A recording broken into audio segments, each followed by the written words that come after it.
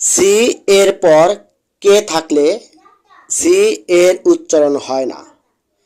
যেমন B A C K bag, D U C K duck, R O C K rock, T I C K E T ticket.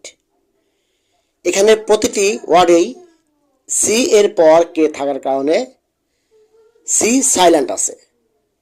C আর K পাশাপাশি থাকলে সির উচ্চারণ হবে না। Bag, ডাক, rock, ticket, এভাবে আরো অনেক শব্দ আছে। আমার এই ভিডিওটা দেখে যদি কারো একটু উপকার হয়ে থাকে তাহলে বিনীত অনুরোধ রইল ভিডিওটিতে লাইক ও সাবস্ক্রাইব করে পাশে থাকার জন্য। ধন্যবাদ সবাইকে।